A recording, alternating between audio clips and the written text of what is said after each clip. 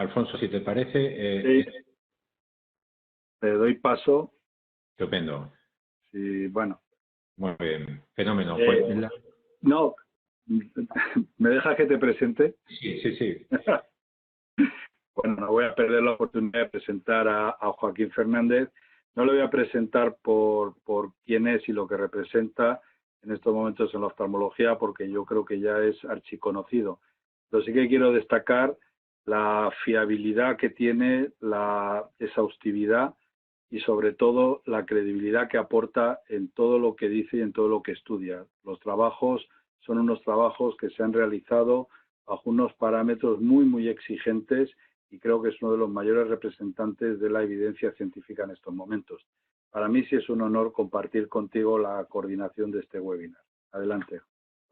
Muchísimas gracias por tu cariñosísima comentario al maestro Arias. Muchísimas gracias, de verdad, muchísimas gracias. Bueno, la idea era traeros, si realmente, basado en evidencia, todo lo que nos ha comentado Alfonso, ¿no? Y con las herramientas que nos ha dado Javier, haciendo lectura crítica de artículos científicos, podíamos extrapolar que la biomecánica puede haber significado un cambio de paradigma en la cirugía refractiva o no. De esto va esta presentación, ¿vale? Bueno, estos son nuestras declaraciones de intereses que pudieran estar afectando en el último año. En el último año no hemos tenido actividad con Oculus. Bueno, realmente la presentación de Alfonso ha sido chulísima y muy fácil de entender. En realidad, cuando nos vamos a ver cuál puede ser la rigidez de tejido blando, lo podemos hacer en el macro o en el micro, ¿vale? A la izquierda tenéis en el macro, ¿no? Pues, con técnicas que veis de estiramiento que pueden ser o bien descritas por el inflado del ojo en cadáver. Todo esto es no puede ser in vivo, obviamente, tiene que ser in vitro. Por el inflado del ojo y ver hasta qué punto puede deformarse, puede tener una deformación macroscópica o bien con el estiramiento. Sin embargo, si de lo que queremos, de lo que se trata es de intentar ver qué rigidez tienen pequeñas áreas, ya nos tendríamos que ir a microscopio de fuerza atómica y también in vitro. Entonces, casi todos los papers que teníamos antes de que saliera Ora y Corby se basaban en estas medidas. Y desde luego, para ver diferencias entre capas, tenemos que irnos al microscopio de fuerza atómica. Entonces, ¿para qué dos cosas fundamentales puede servirnos la biomecánica en la clínica? Pues fundamentalmente, la primera podía ser: oye, vamos a hacer estudios, ya que tenemos aquí el Corby ha venido, para ver qué técnica de cirugía refractiva láser es más segura a nivel de biomecánica corneal. Fijaros, salieron nuevas técnicas, la técnica Relay-Smile con respecto a PRK y LASIK, y bueno, nos prometían desde la industria que tenía mayor respeto biomecánico la técnica Relay-Smile. ¿Esto por qué era? ¿Por qué lo decían? Lo que sí sabíamos, por ejemplo, es que podría ser plausible, pero habría que medirlo. ¿Por qué podría ser plausible? Bueno, sabemos por diferentes papers que cortes corneales verticales y la profundidad del flap tiene mayor impacto biomecánico que solamente los cortes laterales. Esto ya lo vimos desde el paper de Nathaniel, en el que veíamos que el debilitamiento biomecánico estaba relacionado con la profundidad del corte del flap. Cuanto más profundo era el corte, más afectación biomecánica. Luego, Lecisoto, el grupo de Lecisoto nos comentaba también que tenía mayor efecto biomecánico, o sea, dañaba más la biomecánica, los cortes verticales laterales, o sea, lo que vendría a ser el 6-cat de la técnica LASIK con respecto a la delaminación, solamente crear el flap. O sea, que si creaba un flap, lo medía y luego hacía el side-cut, era el side-cut el que afectaba más a la biomecánica. Y luego también otro grupo nos han venido a decir que la simple creación de un flap en la técnica LASIK pues podría alterar no solamente la elevación, sino la creación en sí del flap. Bueno, con todos estos papers podía ser plausible. ¿Qué otra teoría podía ser plausible? Pues el grupo de Braille nos vino a decir que la córnea anterior presentaba mayor fortaleza biomecánica que la córnea posterior. Y además era, como estáis viendo, no era lineal, sino es sinusoide, como estáis viendo ahí. O sea que el primer 30%, el más anterior de la córnea, es el que tiene mayor fortaleza. Luego hay un porcentaje del 70 al 20% central que vendría a estar estable y luego hay una caída también que puede afectar lo mismo que el primer 20% anterior de la córnea. O sea, este paper es el que nos vino a decir que la córnea más anterior sería más rígida. ¿Qué otras cosas nos dicen que podría ser plausible? Bueno, este paper de Reinstein fue bastante controvertido. él proponía una serie de modelos biomecánicos en el que comparaba PRK, LASI con Rayleigh-Miles, basándose en el estudio de Bradley. Pero bueno, realmente fue bastante controvertido, aunque él proponía que podía haber menor afectación en Smile, después PRK y después LASI, haciendo modelos biomecánicos. Pero los modelos predictivos ya sabemos que no nos dicen mucho de la clínica, ¿vale? Y luego también sabemos, un precioso paper de Cynthia Robe nos venía a decir que la aberración esférica que genera la cirugía refractiva no sería una pérdida refractiva del lentículo, del efecto del tallado, sino sería una reacción biomecánica como estáis viendo allí, un encurvamiento periférico justo donde acaba la zona de tratamiento, que es lo que provocaría, o sea, esa aberración esférica sería representativa de la alteración biomecánica. En su momento hicimos una revisión para un libro con respecto a esto y sí es cierto que parecía que en aquel momento Rayleigh-Miles provocaba más coma que el ASI, porque estaban en la curva de aprendizaje los cirujanos y por el descentramiento pudiera estar provocando un poquito más coma en algunos casos, y para la misma zona de tratamiento, sobre todo en tratamiento estándar, no optimizado, pues podía provocar un poco más de aberración esférica LASI. Todo esto podía decir, oye, podía ser biomecánicamente superior Rayleigh-Miles. Pero ¿qué es lo que había? Pues lo ha señalado muy bien Alfonso al principio. Es que a la hora de medir en clínica tenemos diferentes variables de confusión que, como no controlemos en los papers, en los estudios, no nos lo podemos creer. Y esos factores de confusión serían la presión intraocular, el stiffness, la rigidez y luego el espesor. Si de alguna u otra manera no controláis, en este paper lo vinimos a definir, no son creíbles los papers y no podremos comparar unas técnicas con otras. Fijaros que hasta ahora mismo, en 2019, seguían existiendo papers comparando unas con otras sin hacer caso un poco a esto. Este paper estuvo muy chulo. Nosotros lo publicamos en JCRS en 2017, en el que veíamos decir, en pacientes operados de Rayleigh-Miles, decíamos que los parámetros Corby que menos variaban en el pre y en el post era la presión biomecánicamente corregida. Fijaros cómo esa presión biomecánicamente corregida en el pre y en el post apenas varía 0,57, ¿vale? Comparado con la presión Goldman normal. Y luego otro grupo, en el año siguiente, un grupo coreano en el que también estaban Cynthia Robe y tal, vino a decir lo mismo. Metían también la técnica LASI y fijaros cómo la presión biomecánicamente corregida venían a decir exactamente lo mismo lo que decíamos nosotros en su momento, ¿no? Que eran de los parámetros biométricos que menos se afectaban por el cambio de espesor. Y esto es un tema muy interesante. Igualmente, no se afectaba el parámetro de Cynthia Robe. Esos dos parámetros son poco influenciables por la pérdida de espesor. Pero bueno, acordaros de lo que nos decía el grupo de Radelman, que era la cara anterior de la córnea la que tenía mayor resistencia. Bueno, entonces podemos decir, bueno, si Rayleigh-Miles quita un lentículo, deja la anterior, que las otras dos técnicas bueno, sí que tocan la membrana de Bowman, por ejemplo, y bueno, podría tener mayor respeto biomecánico. Sí sabemos, porque eso se ha medido con microscopio de fuerza atómica, que la capa de Bowman es la más resistente en términos relativos que ninguna otra. Pero ¿qué es lo que ocurre? Esa capa de Bowman, tenemos que tener en cuenta que esta biomecánica, cuando se usa el microscopio de fuerza atómica, puede tener gran variación en función de la técnica. O sea, que la rigidez, por ejemplo, para el estroma y la membrana de DSM se incrementaba de mega a gigapascales con la deshidratación. O sea, cuanto más deshidratada estaba la córnea, también era un factor de confusión. Fijaros, nos encontramos con ese otro factor de confusión. Y también otros papers lo que han llegado a decirnos es que cuando hacemos mediciones clínicas con Corby y tal, la capa de Bowman no es tan influenciable en la biomecánica total de la córnea porque relativamente su espesor es mínimo comparado con el estroma. Entonces, aunque la dejemos, cuando medimos la biomecánica total, pierde esa potencia relativa que tenía. Y es por eso que realmente no es fiable el comparar unas técnicas con otras cuando hacemos medidas Corby. Para eso no sirve Corby. Y fijaros la cantidad de metaanálisis que hay realizado. Tenemos el concepto de metaanálisis como ser el santo grial de la evidencia. Un metaanálisis es simplemente reflejo de los estudios que estudia, ¿no? Lo que dicen los americanos, rubbish in, rubbish out. Si en realidad estás viendo estudios que no son creíbles, porque metodológicamente no son creíbles, el metaanálisis no nos va a ser creíble. Os recomiendo este paper, esta revisión narrativa en la que expusimos todas estas dificultades que tenía la medida biomecánica para comparar unas técnicas y otras, y realmente a día de hoy pues no podemos compararlas de una manera fiable. Pero la pregunta sería, entonces, ¿serviría para algo la biomecánica corneal? Corbis, por ejemplo, ¿nos serviría en nuestra práctica clínica con respecto a la tomografía corneal?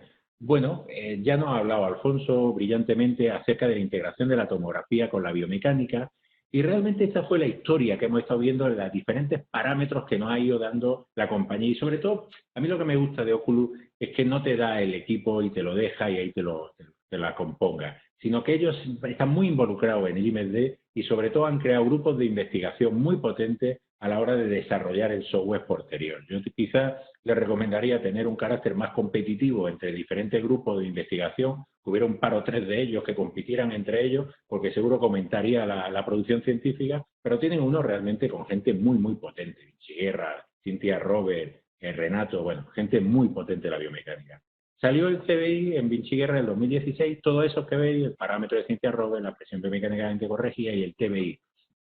De todo esto tenemos ya evidencia que vamos a hablar ahora mismo. Y al final nos hará una presentación chulísima Ramón acerca de los nuevos parámetros que hay para medir biomecánica en pacientes operados de cirugía refractiva y ver si hay una alteración posterior, que sería genial que pudiéramos llegar a buen puerto en la evidencia en este tema. Bueno, los primeros papers que saca Ambrosio, fijaros lo útil que ha sido la presentación de Montesino, nos dice que tenemos esa para un punto de corte de 0.29 y para un diagnóstico de queratocono subclínico, ¿vale? No frustro, sino queratocono subclínico. Quiere decir, hay alguna alteración tomográfica, pero todavía sigue viendo el 100%, ¿vale? Nos pone para un punto de corte de 0.29, acordaros las dos curvas que había de sano y enfermo, para ese punto de corte que definieron ellos, esa área bajo la curva. Fijaros, la área bajo la curva del Belling-Ambrosio, la tomografía era 0.83, el de la biomecánica 0.82 y el conjunto del TBI se subía a 0.98, ¿vale? ¿Por qué definieron, fijaros con este tema, por qué definieron ese punto de corte del TBI? Porque era donde se maximizaba la área bajo la curva, conjuntamente la sensibilidad y especificidad. Realmente lo que nos interesaría sería una prueba muy sensible para que hubiera pocos falsos negativos. Ya sabéis que la sensibilidad es el complementario del falso negativo, 1 menos falso negativo, ¿vale? Bueno, pues otros autores vinieron a estudiar ese mismo punto de corte, 0.29, 0.26, en los años siguientes. Y fijaros cómo variaban las áreas bajo la curva. Vosotros decís, o lo típico es preguntarse, bueno, es que nos estaban dando gato por liebre el grupo de Ambrosio. Pues no nos estaba dando gato por liebre. Sencillamente que a poco que cambie un poco la definición de la enfermedad, o a poco que cambie el tamaño, no solamente el tamaño de la muestra, sino los sujetos de la muestra. Habéis visto que si la prevalencia cambia un poquito, bueno, pues realmente la sensibilidad y especificidad en la prueba diagnóstica, en el estudio de la prueba diagnóstica, puede afectar si eso es lo que pudiera haber estado ocurriendo. Pero posteriormente vinieron otros grupos para decir, oye, ese punto de corte nos parece muy alto, ¿qué tal si lo bajamos? Porque si lo bajamos, vamos a aumentar la sensibilidad, que es probablemente lo que nos interesa. Aparte de que haya un área bajo la curva mayor o menor, cuanto más sensible sea, menos falsos negativos. Estos dos grupos nos proponen bajar a 0.16 el TBI. Y este paper realmente es muy bueno porque lo que hace es juntar los dos mundos. Decir, venga, para un mismo tamaño muestra y para una misma muestra, con lo cual va a equilibrar totalmente esos parámetros de validez interna, voy a poner dos puntos de corte, el TBI en 0.11 y 0.29. Y voy a ver qué área bajo la curva, qué sensibilidad y qué especificidad. Obviamente el punto de corte más agresivo, el 0.11, va a tener más sensibilidad, 0.72 con respecto al 0.63. Quiere decir, cuando ponemos un punto de corte de TBI de 0.11, va a tener mucho menos falsos negativos que cuando pone un punto de corte de 0.29. Y con ese punto de corte ya serviría, en semaforitos se te pone en rojo y ya con eso está la determinación toma. Obviamente que no. Obviamente que no, porque tenemos que basarnos en más pruebas a la hora de tomar determinaciones. ¿Qué tipo de técnica vamos a realizar? ¿Qué error refractivo vamos a corregir? ¿Qué cantidad de dioptría y qué cantidad de tejido vamos a retirar? Si el paciente es más joven o es mayor. Todo ese tipo de problemas hay que solucionarlo. Porque lógicamente no nos podremos acercar mucho a ese punto de corte sin generar falsos negativos, quiere decir, sin que se nos puedan extasiar. Y eso realmente es lo que no queremos. O sea, que cuando tengamos un punto de corte muy conservador, que sería el 0.16, probablemente operaremos gente que a lo mejor no operaremos gente, o operaremos con ICL, por ejemplo, gente que pudiéramos haber operado, tendríamos algún falso positivo, pero con la ventaja de que nunca vamos a operar o menos, o vamos a operar prácticamente ningún falso negativo y interesante. Por último, deciros que la producción científica en córnea, biomecánica corneal está aumentando exponencialmente en Corbis comparado con lo que hizo ahora en los últimos 4 o 5 años. Se ha disparado con respecto a lo que hizo ahora en los últimos 15 y está habiendo esa producción científica tan brutal y el interés de la biomecánica corneal parecía lo que ocurrió con la topografía y la tomografía en los años 90 y 2000. En conclusión, desde nuestro humilde punto de vista, sí ha significado un cambio de paradigma, nos está ayudando a detectar queratoconos subclínicos. Lo ideal es que diéramos también con parámetros que nos detectaran queratoconos frustros para no operar ningún tipo de paciente que pudiera descompensarnos. El Corbi ha duplicado el impacto de investigación, lo que hizo ahora en 12 años en tan solo 6, y ese sumo interés que la biomecánica corneal está teniendo en la comunidad científica. Eso es lo que os quería comentar. Muchas gracias por vuestra atención. Paro de compartir. Alfonso. Muchas gracias, Joaquín. Bueno, impecable la presentación, no solamente por el análisis de lo publicado, de la evidencia, sino por la aportación personal de investigación propia, que yo creo que eso todavía fundamenta más lo que se dice. Yo quería hacerte una pregunta porque, claro, cuanto más vas bajando el punto de corte, lógicamente, más, la frase es tuya, más te alejas del borde del precipicio. Pero claro, si te alejas mucho del borde del precipicio, nunca llegas a ver lo que hay al otro lado. Entonces, ¿cuál sería la forma, desde tu experiencia, de, vamos a decir, buscar mantener un equilibrio entre la posibilidad de falsos negativos, pero también en la posibilidad de tener un mayor conocimiento de la biomecánica real? Porque si te quedas en 0.11, claro, has quitado prácticamente todo lo que hay. Entonces, ¿cuál sería el método que te parece a ti para ir avanzando de un 0.16 a un 0.18, un 0.20, porque amplía las posibilidades terapéuticas, lógicamente? Claro, en los hombres de ciencia y sobre todo en esta época, que todos somos unos hombres de ciencia y todos los panelistas y todos los asistentes que están en la reunión sabemos que no existen en ciencia verdades absolutas. Fijaros lo que nos pide la sociedad ahora con la COVID, verdades absolutas. En ciencia no hay verdades absolutas. En ciencia lo que hay es áreas de mayor o menor certidumbre, ¿vale?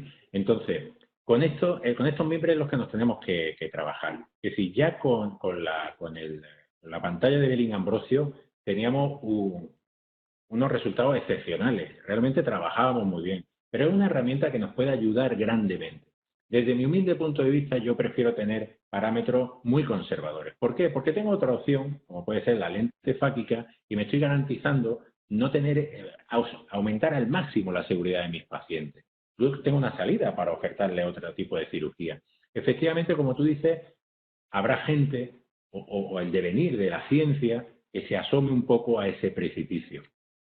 Y al final resulta que son muy útiles esos casos, el ir poquito a poco, viendo hasta dónde podemos llegar. Pero lo que es básico en este momento es reportar toda y cada una de las estasias que den toda y cada una de las técnicas quirúrgicas, refractivas corneales, porque así podremos elaborar algo parecido a lo que hizo Marconi Santiago con el PTA. Saber ya, una vez que ha ocurrido, pues bueno, la descompensación, el hecho de poder ver atrás qué es lo que falló, como por ejemplo el caso que tú has hecho. Fíjate qué útil, Alfonso, si se hubiera hecho la biomecánica corneal en ese caso. Pero es que luego nos va a venir Ramón con una propuesta de valor tan interesante que es que a lo mejor no damos lugar ni a eso, porque si hacemos un estudio biomecánico con los pacientes de operados de cirugía refractiva y vemos en qué momento se nos puede ir de las manos, a lo mejor podemos aplicar un cross-linking y no nos encontramos ese problema. O sea que realmente tenemos áreas de certidumbre, tenemos más luz que antes, pero efectivamente el blanco y el negro, eso en ciencia no es.